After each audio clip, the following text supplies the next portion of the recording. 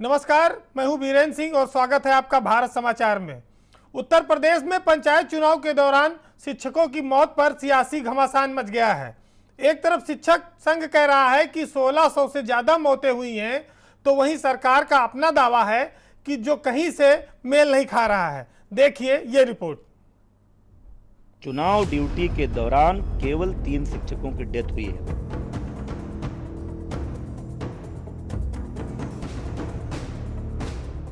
ये संवेदनाहीन शब्द उत्तर प्रदेश सरकार के शिक्षा मंत्री सतीश द्विवेदी के हैं, जो पंचायत चुनाव ड्यूटी में मारे गए शिक्षकों की गिनती बता रहे हैं। ये बता रहे हैं कि पूरे पंचायत चुनाव ड्यूटी के दौरान केवल 3 शिक्षकों की मौत हुई है, जबकि सरकारी दावे से इतर शिक्षक कर्मचारी संघ का शिक्षकों की मौतों पर अपना दावा है कि पंचायत चुनाव के बाद से प्रदेश में ड्यूटी के दौरान करीब 1600 से ज्यादा शिक्षकों की मौत हुई है।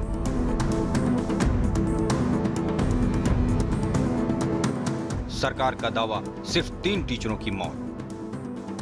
बेसिक शिक्षा विभाग ने प्रेस नोट जारी किया है। सरकार ने सिर्फ 3 मौतें स्वीकार की हैं। टीचरों कर्मचारियों की कोरोना से मौत सरकार ने नहीं मानी, जबकि सरकारी दावे से इतर शिक्षक कर्मचारी संघ का शिक्षकों की मौतों पर अपना दावा है कि पंचायत चुनाव के बाद से प्रदेश में ड्यूटी के दौरान करीब 1600 से ज्यादा शिक्षकों की मौत हुई है। और यही नहीं, शिक्षक संघ का साफ कहना है कि पंचायत चुनाव ड्यूटी के दौरान करीब 800 शिक्षकों ने कोरोना के चलते अपनी जान गंवाई है। पूरी तरह से सरकार और निर्वाचन आयोग की तानाशाही की वजह से सारे शिक्षक या कर्मचारी गए और लगभग वो संख्या हजारों के ऊपर जा रही है, जो ऑन रिकॉर्ड है। अभी तो जो लगातार आ रहे हैं या उनके जो परिजन हो उसमें नहीं है, परिजन भी, क्योंकि वो हुए इफेक्ट हुए तो अगला भी इफेक्ट हुआ, तो परिजन को छोड़ करके मतलब अभी सिर्फ शिक्षक प्योरली जो शिक्षक कर्मचारी उनकी ये हालात है। अभी तक जो आंकड़ों के हिसाब से हमारे पास लिस्ट आई है वो 1000 के ऊपर है और डे बाई डे बढ़ती जा रही है, डे बाई डे बढ़ती जा रही। अगर अपुष्ट खबरों की बात करें तो 2000 से ऊपर जा रहे हैं, लेकिन जो लिखित में आ चुके हैं वो 1000 से ऊपर जा रहे हैं। एक तरफ शिक्षक संघ है जो अपने शिक्षकों के लिए न्याय की उम्मीद लगाकर बैठा है, जिनकी मौतें सरकारी फरमानों को पूरा करते हुए हुई हैं। शिक्षकों के परिवार उजड़ गए हैं, लेकिन दूसरी तरफ यूपी सरकार का सिस्टम है जो सारे दावों को ही झूठा साबित करने में लगा हुआ है। वापस आए, उसके बाद उनके कुछ सिम्टम्स पाए गए, बुखार आया। बुखार आने के बाद तकरीबन 2-3 दिन के बाद उनका इंतकाल हो गया। जैसे ही पंचायत चुनाव में शिक्षकों की मौत को लेकर सरकारी फरमान आया, वैसे ही प्रदेश के सभी प्रमुख विपक्षी दलों के नेताओं ने सरकार की मंशा पर सवाल खड़े किए। सपा, बसपा और कांग्रेस ने उत्तर प्रदेश सरकार के आदेश पर सवाल साधते हुए संवेदनहीन बताया। सरकारी दावे चाहे जो हो, लेकिन जमीन की हकीकत ये है कि प्रदेश के कई जिलों में चुनाव ड्यूटी में लगे शिक्षकों ने कोरोना से अपनी जान गंवाई है। आंकड़ों में हेरफेर करके सरकार कह रही है कि मात्र 3 कर्मचारियों की मृत्यु, मात्र 3 शिक्षकों की मृत्यु कोरोना से हुई है, जबकि उनके नाम हैं, नंबर हैं, उनकी ड्यूटी लगी थी, इसके प्रमाण हैं। आदित्यनाथ जी, ऐसा मत कीजिए। उनके परिवार वालों को नौकरी और 1-1 करोड़ का मुआवजा दीजिए। पूरी तरह सरकार आंकड़ों की बाजीगरी में, हेर फेर में और लोगों को गुमराह करने में लगी है। सरकार का पूरी तरह चाल चरित्र और चेहरा उत्तर प्रदेश के सामने आ गया है। एक तो पहले से दुख, और दूसरा उस पूरे आंकड़े को छिपाने का जितना बड़ा गहरा सदमा उनके परिजनों को लगेगा, ये अपने आप में एक बहुत बड़ा, जो यूं कहा जाए कि बहुत बड़ा एक उनके साथ आघात है, वो सरकार करने का काम कर रही है। सरकार क्यों नहीं शिक्षक संगठन को बुला के बैठाती है और उनके सामने एक जॉइंट प्रेस कॉन्फ्रेंस कर दे, पता चल जाएगा कितने लोगों की मौतें हुई हैं। कमाल की सरकार है, नदियों में लाशें तैरती हैं, नदी के किनारे डेड बॉडी दिखाई पड़ती है, उनकी अगल बगल जानवर घूमते हैं, उसके हिसाब उनको भी मानने को तैयार नहीं है। जब ये जो पब्लिक डोमेन में चीज़ें मानने को तैयार नहीं होते हैं, तो सोचिए जो चीज़ें पब्लिक डोमेन में नहीं होगी वो सरकार कैसे छुपाएगी, इसका अंदाजा आप लगा सकते हो। पूरी तरह से सरकार और निर्वाचन आयोग की तानाशाही की वजह से सारे शिक्षक या कर्मचारी गए और लगभग वो संख्या हजारों के ऊपर जा रही है, जो ऑन रिकॉर्ड है। अभी तो जो लगातार आ रहे हैं या उनके जो परिजन हो उसमें नहीं है, परिजन भी, क्योंकि वो हुए इफेक्ट हुए तो अगला भी इफेक्ट हुआ, तो परिजन को छोड़ करके मतलब अभी सिर्फ शिक्षक प्योरली जो शिक्षक कर्मचारी उनकी ये हालात है। अभी तक जो आंकड़ों के हिसाब से हमारे पास लिस्ट आई है वो 1000 के ऊपर है और डे बाई डे बढ़ती जा रही है, डे बाई डे बढ़ती जा रही। अगर अपुष्ट खबरों की बात करें तो 2000 से ऊपर जा रहे हैं, लेकिन जो लिखित में आ चुके हैं वो 1000 से ऊपर जा रहे हैं। हर जिले के शिक्षक संघ का दावा और सरकारी मौतों का दावा आपस में मेल नहीं खा रहा। 1, 2 या 10 मौतों के आंकड़े में गलती तो मानी जा सकने वाली होती है, लेकिन जब अंतर हजारों मौतों का हो तो कैसे कोई सरकारी सिस्टम पर भरोसा और विश्वास जता पाएगा। स्पेशल रिपोर्ट, भारत समाचार।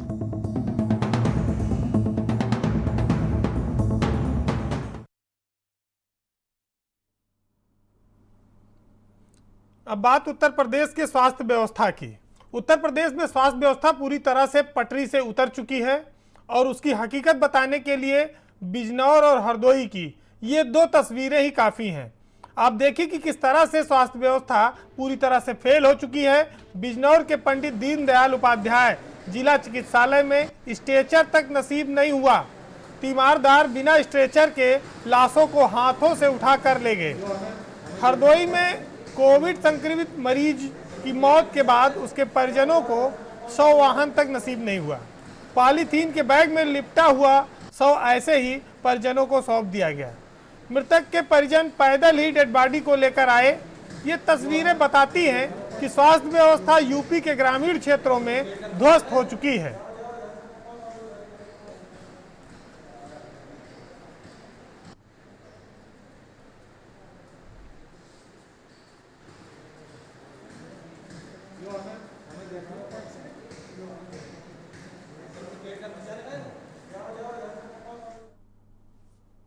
रायबरेली में स्वास्थ्य महकमे की लापरवाही से नसीराबाद इलाके में 100 से ज़्यादा मौतें हो चुकी हैं। लापरवाह स्वास्थ्य विभाग को इसकी कोई सुधि नहीं है।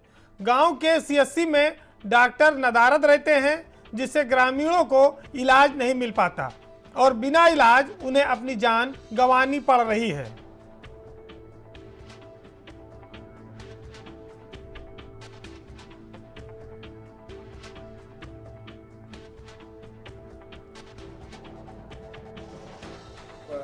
से 70 एंटीजन और 50 से 60 के लगभग आरटीपीसीआर। अच्छा, ये पर डे का हमारा ये हम लोग करवा रहे हैं। कोविड वार्ड बनाया आपने? हाँ, कोविड वार्ड बना हुआ है। ऑक्सीजन वगैरह क्या व्यवस्था है वहाँ पर? ऑक्सीजन हमारे पास सिलेंडर है ऑक्सीजन के। कितने? हमारे पास 5 सिलेंडर है। अच्छा, फील्ड। अच्छा, कंप्लीट। हाँ। कोई पेशेंट यहाँ एडमिट हुआ है उसका? नहीं, एक्चुअली कोविड मरीज को हम लोग एडमिट नहीं करते हैं। आइसोलेशन वार्ड बनाया तो है हम लोग, ठीक है। लेकिन अगर जैसे कोई मरीज हमारे पास आता है, उसकी अगर सैचुरेशन कम हो गई तो उसको हम लोग अपने वार्ड में रख के स्टेबल करेंगे और स्टेबल करके हम यहाँ से लालगंज जैसे हॉस्पिटल शिफ्ट। महामारी के दौरान डॉक्टर ही भगवान का रूप है और डॉक्टर ही अगर लापरवाही बरते तो शायद इंसान की जान बचाना मुश्किल ही नहीं नामुमकिन हो जाता है। और यही कुछ ऐसा नज़ारा देखने को मिला है नसीराबाद सामुदायिक स्वास्थ्य केंद्र में, जहां इसके पहले डॉक्टर्स एकदम अंदर बैठे हुए थे। तमाम मरीज जो लगातार आते थे उनका इलाज नहीं होता। समय से पहले ही जो है स्टाफ है वो घर जाने की तैयारी पर, उनके पास ना ऑक्सीमीटर ना सैनिटाइजर की व्यवस्था, सारी व्यवस्थाओं कुछ जो है उनसे गायब है। तो ऐसे में इलाज मिल पाना कैसे संभव माना जाए कि आदमी को, क्योंकि सीएससी है, लाखों की तादाद के लोग जो हैं उनको कहीं ना कहीं इलाज की व्यवस्था दी जाती है। और लेकिन सरकारी दावों के खिलाफ जिस तरीके से यहाँ पर लापरवाही देखने को मिल रही है, जैसे ठीक गेट के बगल में एक सभासद के परिवार ने आरोप लगाया कि उसके पेशेंट को देखा तक नहीं गया। जब हमने उसका अंदर से स्थलीय निरीक्षण किया तो पूरी तौर पर देखा गया कि डॉक्टर तब तक नहीं निकलते जब तक बेहद कोई वीवीआईपी व्यक्ति ना आए। ऐसा जब तक उनको खुद की चीज़ें में नुकसान दिखते हुए नहीं दिखता तब तक वो नहीं निकलते। कहने के लिए कोविड की वैक्सीनेशन भी की जा रही है, कहने के लिए दवा वितरण भी की जा रही है, लेकिन सच्चाई है कि अस्पताल प्रशासन पूरी तरीके से लापरवाह बना है। और यही वजह है कि इसी ग्राम पंचायत जो है वहाँ पर 35 से ज़्यादा मौतें और क्षेत्र के जो लोग इस अस्पताल के सहारे हैं उनकी भी मौतें हो गई और तमाम गणमान्य लोग इलाज के अभाव में अपनी जान खो चुके हैं। कैमरा पर्सन दुर्गेश यादव के साथ संजय सिंह चौहान, भारत समाचार, नसीराबाद, रायबरेली। भारत समाचार लगातार आपको पूर्वांचल के जिलों के साथ साथ अब रायबरेली पहुंचे हैं। नसीराबाद ग्राम पंचायत है और यहाँ की अगर बात करें, शहरी क्षेत्रों की बात करें, शहरी क्षेत्र की ग्राम पंचायत में 35 से ज़्यादा मौतें हो चुकी हैं और तमाम जिला पंचायत सदस्य जो जीते थे, कई प्रधान जो जीते थे वो रिजल्ट नहीं ले पाए, उन्हें जो है मौत ने अपने आगोश में ले लिया। देहाती इलाकों की बात करें तो 70 से ज़्यादा इसी ग्राम पंचायत के तमाम इलाके हैं वहाँ पर हुई है। किस तरीके की यहाँ व्यवस्थाएं रहीं, कैसे इलाज मिला, तमाम लोग हैं उनसे बात करने का प्रयास करते हैं। चाचा, इस गांव में कितनी मौतें लगभग हो गई? 25-30 मौतें हुई। जी। सरकारी व्यवस्था देखने को मिली कुछ? यहाँ तो नहीं आए गए, लेकिन ये कि मौतें तो हो गई। अच्छा, जांच हो रही है गांव में कि नहीं? नहीं, अब इतना पर्याप्त स्टाफ नहीं है, कहाँ जांच हो पा रही पूरी। इसकी वजह से जो है जी, हमारे यहाँ तो बहुत वीआईपी जो है ख़त्म हो गए। जैसे विधायक जी जो है ख़त्म हो गए, जो सिटिंग एमएलए थे, एक राम सजीवन थे, वो ख़त्म हो गए। ब्लॉक प्रमुख हमारे यहाँ एक बिंदेश्वरी साहब थे, वो ख़त्म हो गए। और पूर्व विधायक ख़त्म, सुबालक जी जो है मंत्री जी ख़त्म हो गए। बड़ी अजीब आपदा रही। बिरलाल पासी ख़त्म हो गए। बहुत गणमान्य लोग भी गए। बहुत गणमान्य लोग चले गए। बहुत सहमी है जनता। जैसे सरकार दावे कर रही थी कि उनको घर घर जांच कराई जाएगी, घर घर सैनिटाइज कराया जा रहा है, मेडिसिन बांटी जा रही है, तो कुछ देखने को मिला दावों के हिसाब से? नहीं, शहरों में तो जैसे है, नगर में हमारे नगर पंचायत में कराई जा रही है, सैनिटाइज भी कराया जा रहा है, लेकिन गाँव में क्या स्थिति है, बहुत दूरस्थ इलाकों में तो व्यवस्था नहीं हो पाई है। बाकी कर तो रही है सरकार जितना हो सका है। हमारे साथ यहाँ के प्रधान भी हैं। प्रधान जी, आप नया एक आदेश सरकार ने जारी किया कि 5,000 रुपये उन तमाम ग्रामीण गरीबों को दिया जाए अंत्येष्टि के लिए, जिनके पास निर्धन है, पैसे नहीं है। क्या स्थितियाँ हैं आपकी, कैसे क्या बांट पा रहे हैं आप? नहीं, अभी तो क्या है, सब ऐसे दिखावा है। हम लोगों को अभी कोई पावर ही नहीं दिया गया है, ग्राम प्रधानों की शपथ भी नहीं हुई है, तो वो 5,000 जनता में तो कह दिया गया है, लेकिन ऐसा कुछ है नहीं। अभी कोई आदेश हम लोगों को नहीं है कि आप जो है अपनी तरफ से करिए। आदेश जिसे जारी किया सरकार ने, घोषणा कर दी, उसके बाद पब्लिक तो परेशान? पब्लिक तो परेशान कहते भी हैं, लेकिन अब जब तक हमें कोई आदेश नहीं होगा, कोई पावर नहीं मिलेगी, हम कहाँ से करेंगे। आप इसी बार जीते हैं? हाँ, इस बार नई ग्राम पंचायत है अभी। चुनाव के बाद जिस तरीके से बुखार, सर्दी, जुकाम बढ़ा, उसके बाद हालात कैसे बने? हालात तो देखिए कुछ चुनाव में लापरवाही लोगों की, सरकार की भी कुछ लापरवाही, और जो जिस तरह से टेस्टिंग होनी चाहिए, जिस तरह से जांच होनी चाहिए, सरकारी सुविधाएं मिलनी चाहिए, वो नहीं हो पा रही हैं। ये होना ज़रूरी है, इस पे थोड़ा सा केयर करने की ज़रूरत है। वो एकदम नहीं देख पा रहे हैं। अभी डॉक्टर चले जाओ तो मैं समझता हूँ कि डॉक्टर घर से निकलने को नहीं तैयार हैं ज़्यादातर। हाँ, आदमी नहीं होगा। मरीज जो है, गांव की जनता सहम गई है, सरकारी इलाज करने से वो डर रही है, उसका सही इलाज नहीं हो पा रहा है। तो देखिए प्रधान जी सीधे तौर पे किस तरीके से देख रहे हैं सरकारी व्यवस्थाओं को? आपने देखा कि गांव में 30-35 लोग खत्म हो गए, क्षेत्र में तमाम गणमान्य लोग खत्म हो गए, देहात में भी 70 से ज़्यादा मौतें हुई। क्या व्यवस्थाएं देखी आपने सरकार? यहाँ CSC अस्पताल में डॉक्टरों की लापरवाही से मरीज को देख नहीं पा रहे हैं, और मरीज जनता यहाँ की सहम गई है, वो यहाँ आ ही नहीं पाते, घर में दम तोड़ देते हैं।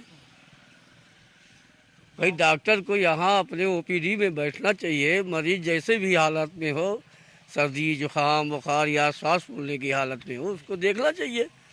वो देख नहीं पा रहे, और मरीज अपने घर चले जा रहे हैं, वहीं पर अपना दम तोड़ दे रहे हैं। 25 से 30 मौतें हमारे यहाँ हो चुकी है। हमारी पत्नी की खुद मौत हो गई है, वो सभासद, मौजूदा सभासद थी वार्ड नंबर 7 की, अभी 20 अप्रैल को मौत हुई है। बगल में ये हमारा घर है, CSC अस्पताल बगल में है, कोई डॉक्टर देखने नहीं आया। तो बड़ी लापरवाही है कि अस्पताल के बगल, बहुत बड़ी लापरवाही है। अस्पताल के बगल में वो बोर्ड लगा हुआ हमारा, देखिए सभासद का। मैं अस्पताल के बगल में रहता हूँ, यहाँ तबीयत खराब हुई, 5 मिनट के अंदर में हमारी पत्नी की इंतकाल हुआ है, सिर्फ लापरवाही की वजह से। कहीं 1-2 किलोमीटर से हमको नहीं लाना था, बगल ही में था। उसके बावजूद कोई और लोगों के घर में जांच करवाई इन लोगों ने, बगल में अस्पताल? अरे जांच बस वही कागजी तौर पे सब हो रहा है। अच्छा, बाकी तो हमें नहीं समझ में आ रहा कहीं जांच क्या कर रहे हैं, क्या नहीं कर रहे हैं। सरकार अस्पताल की सुविधा जो है, अस्पताल की लापरवाही की वजह से हमारे यहाँ क्षेत्र में जो मौतें हो रही हैं, अस्पताल की डॉक्टरों की लापरवाही से हो रही है। जो लापरवाही देखने को मिल रही है, मेरे ठीक पीछे मैं आपको दिखाऊं कि ये जो सभासद हैं, वर्तमान सभासद हैं, ये उनका घर है।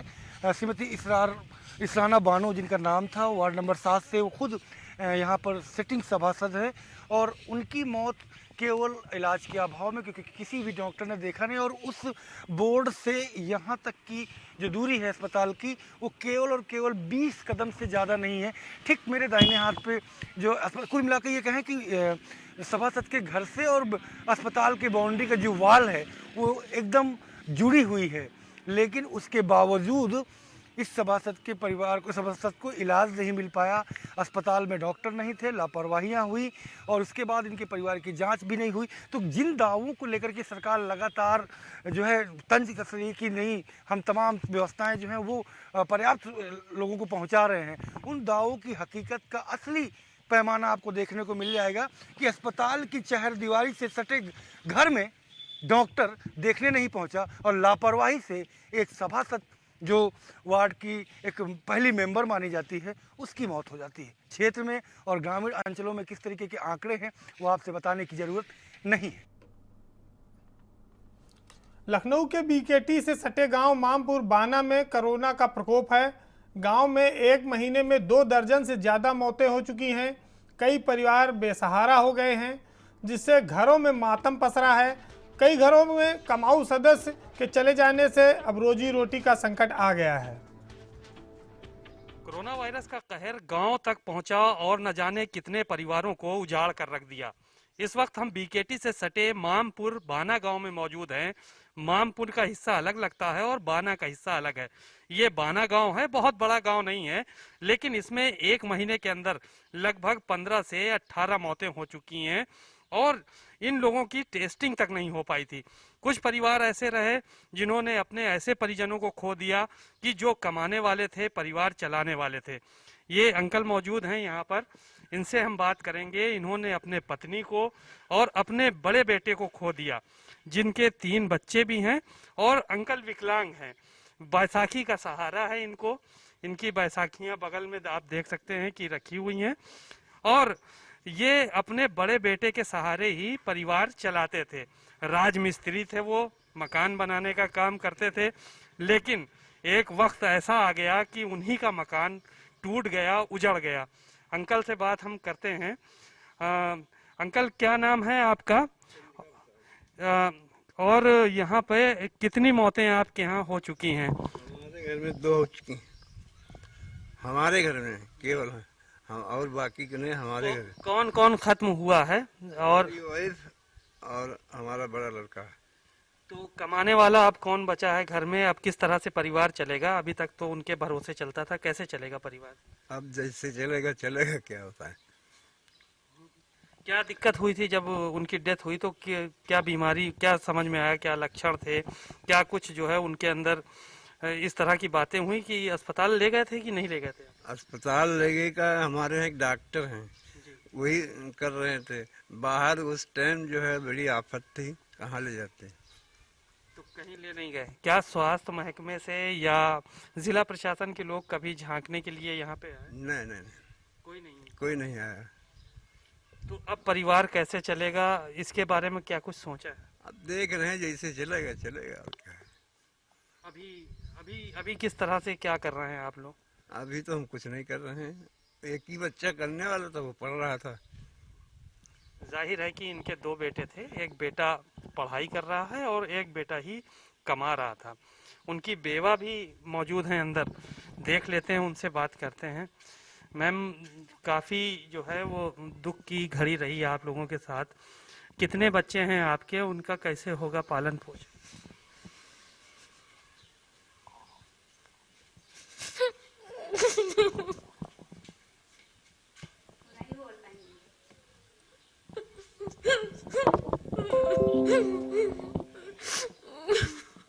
मत रोइए।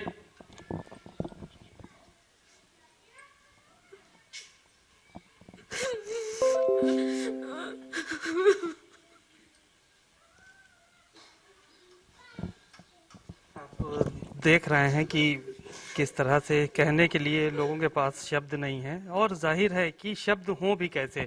3 बच्चे हैं इनके छोटे, एक बच्चा तो 2.5 महीने का ही है, यानी अभी जो है वो बहुत ही ज़्यादा छोटा है। बात करने की हमने कोशिश की, लेकिन मुंह में से शब्द नहीं निकल रहा है, क्योंकि उनकी विधवा है ये, और परिवार कितना ज़्यादा संकट में है इसका अंदाज़ा इसी से लगाया जा सकता है। यहाँ पर सबसे बड़ी विडंबना ये है कि ना तो इस दुख की घड़ी में कोई प्रशासन के लोग यहाँ पे आए, ना तो कोई इनको सांत्वना देने के लिए आया। इनका परिवार कैसे चलेगा, इसके लिए एक बड़ा संकट अब खड़ा हो गया है। अंकल हैं, विकलांग हैं, जो इनका छोटा बेटा है वो अभी पढ़ाई कर रहा है, और जो खत्म हुए हैं इनके बड़े बेटे, जिनके भरोसे पूरा परिवार चलता था, उनके 3 छोटे बच्चे हैं। अब उनका पालन पोषण किस तरह से किया जाएगा, क्या कुछ होगा, ये भगवान भरोसे है। कैमरामैन शुएब मलिक के साथ सीमाब नकवी, भारत समाचार, बीकेटी। हमने चंद्रिका प्रसाद के घर का मंजर आपको दिखाया। बेवा तड़प रही हैं, रो रही हैं, और सबको इस बात की उम्मीद थी कि उनका परिवार भरा पूरा है जो वो चलता रहेगा, लेकिन अचानक से इस महामारी ने ऐसा जो है वो पैर पसारा कि लोग अपने अपने घरों पर बिलखने को मजबूर हो गए। इसी परिवार से जो है वो और भी लोग हैं, इनके भी पिताजी का यानी चंद्रिका प्रसाद के बड़े भाई का भी डेथ हो गई। एक ये परिवार है पूरा, यहाँ परिवार में लगभग 5 लोगों की मौत हो चुकी है। कितने लोग आपके पूरे खानदान में अभी खत्म हो चुके हैं? इस समय 3 लोग खत्म हो चुके थे। पापा हमारे पहले खत्म हुए थे, फिर भैया खत्म हुए थे, चाचा के भाई लड़के बड़े, बस, और पहले खत्म हो गए थे वो लोग। इलाज वगैरह करवा पाए थे आप लोग, कैसे क्या हुआ था? हाँ, हम इलाज के लिए ले गए थे। पहले ऐसे 3-4 दिन हम ये शांति डॉक्टर के वहाँ दिखा रहे थे, वहाँ सब नॉर्मल था, ठीक था। थोड़ा दिक्कत उनको रात में ज़्यादा हुई, इससे उनको नींद वींद नहीं आई, तो फिर हम वहाँ ले गए थे। मतलब लखनऊ में जितने हॉस्पिटल देखे कहीं मतलब उनको लिया नहीं जा रहा था। सब बताए थे हमारे वहाँ ऑक्सीजन नहीं है, हम नहीं ले पाएंगे, जहाँ ऑक्सीजन मिले, वेंटिलेटर मिले, वहाँ ले जाएं। तो हमको एक दुबग्गा के साइड में मिला था hospital, Buddha hospital and trauma centre, तो वहाँ जाके उन्होंने ले लिया था। तो वहाँ पे लगभग 3 दिन तक इलाज चला था, और वहाँ इलाज में ऐसा चला था कि मतलब समझ लीजिए प्राइवेट हॉस्पिटल लूट रहे थे, ऐसा चल रहा था। मतलब ऑक्सीजन का जिस हिसाब से वो लोग ले रहे थे तो 500 रुपये घंटे के हिसाब से ले रहे थे। तो मतलब दिन का खर्चा और सब दवाई मिला के लगभग 30 से 40 हज़ार रुपये किए दे रहे थे। तो ये 3-4 दिन तक चला। लास्ट में फिर अचानक से उनको नींद नहीं आई और सुबह एकदम से घबरा गए और उनकी फिर डेथ हो गई। फिर बोला, और डॉक्टर वालों ने यही कहा कि अब जाइए, जहाँ वेंटिलेटर मिले वहाँ ले जाइए। तो उन्होंने रिफ़र कर दिया और अपना पैसा ले लिया और छोड़ दिया। जाहिर है कि हालात किस तरह के थे, और लोगों के जो सरों पे बोझ है, लोग अभी भी उस गम को भुला नहीं पा रहे हैं जिन्होंने अपनों को खोया है। माता जी हैं, इनसे बात करेंगे। माता जी, क्या हुआ था उस वक्त? बात ज्यादा कही नहीं पाई थी, हमारा सिर दर्द कर ज्यादा। तो क्या हुआ था उस टाइम, क्या तबीयत खराब हुई थी आप? क्या अस्पताल थे, मैं नहीं घर में रहन तो हल्का हल्का बुखार आवत रहे। वो तो यहाँ शांति डॉक्टर खान ले गए रहे, तो शांति डॉक्टर 4-4 सुई 5-5 लगावत रहे अपने फायदे के लिए भैया। और 2-3 रोज सब फायदा भवा, अब उसके बाद हम कहीं ना फायदा हो अंते दिखा दी, तब वहाँ अस्पताल ले गए जो भैया बता रहा है, वहाँ अस्पताल ले गए। हम तब बोल नहीं पाए भैया ज़्यादा। जाहिर है कि कहीं ना कहीं हर आदमी एक दुख की वजह से भी, कुछ लोग नहीं बोल पा रहे हैं, कुछ लोगों की जो है वो अंदर से बात करने में आंसू झलक रहे हैं। तो एक ये खौफनाक मंजर था जो कि ये बाना गांव में देखने को मिला। यहाँ कई परिवार ऐसे हैं जो कि अब उनके सामने रोजी रोटी का संकट खड़ा हो गया है कि वो अपने परिवार को कैसे चलाएंगे, उनका परिवार आगे कैसे सरवाइव करेगा, बच्चों की पढ़ाई लिखाई कैसे होगी, क्योंकि जो कमाने वाले मुखिया थे वो अब इस दुनिया में नहीं रहे। कैमरामैन शुएब मलिक के साथ सीमाब नकवी, भारत समाचार, बीकेटी। दर्द की कई सारी तस्वीरें और कहानियां। बहरहाल अब बात ब्लैक फंगस की। ब्लैक फंगस के 50 मरीज भर्ती। केजीएमयू में ब्लैक फंगस के 50 मरीज भर्ती। 24 घंटे में ब्लैक फंगस के 9 मरीज आए हैं। ब्लैक फंगस के 6 मरीजों की सर्जरी की गई है। तो ये केजीएमयू से खबर है, जहां ब्लैक फंगस से जुड़े हुए मरीजों का आना लगातार जारी है। और 24 घंटे में ब्लैक फंगस के 9 नए मरीज आए हैं। 50 मरीज भर्ती हैं इस समय ब्लैक फंगस के। 6 लोगों की सर्जरी हो चुकी है केजीएमयू में। तो कोरोना के बाद ब्लैक फंगस का जो कहर है वो लगातार जारी है। इस बीच एक और बड़ी खबर आ रही है लखनऊ से कि टीम 9 की जो बैठक में एक महत्वपूर्ण फैसला लिया गया है। सीएम योगी ने टीम 9 की बैठक में एक महत्वपूर्ण फैसला लिया है कि जो बेसहारा बच्चे हैं उनकी देखभाल सरकार करेगी, उनका खर्चा सरकार उठाएगी। बच्चों का भरण पोषण का खर्चा उठाने की सरकार तैयारी कर रही है। जिन बच्चों के माता पिता की कोरोना से मौत हुई है उनकी सभी तरह की जिम्मेदारी राज्य सरकार उठाएगी। मुख्यमंत्री की बैठक में महिला एवं बाल कल्याण विभाग को ये निर्देश दिए गए हैं कि इस पर एक विस्तृत कार्य योजना बनाई जाए और इसको सरकार के समक्ष पेश किया जाए। तो ये बहुत महत्वपूर्ण खबर है उन बच्चों के लिए जिनके माता या पिता कोई नहीं रहे हैं। तो यूपी सरकार ने संवेदनशीलता दिखाते हुए मुख्यमंत्री ने महिला और बाल कल्याण विभाग को निर्देश दिया है कि वो जल्दी से जल्दी इस मामले में एक कार्य योजना बनाकर सरकार के सामने प्रस्तुत करे।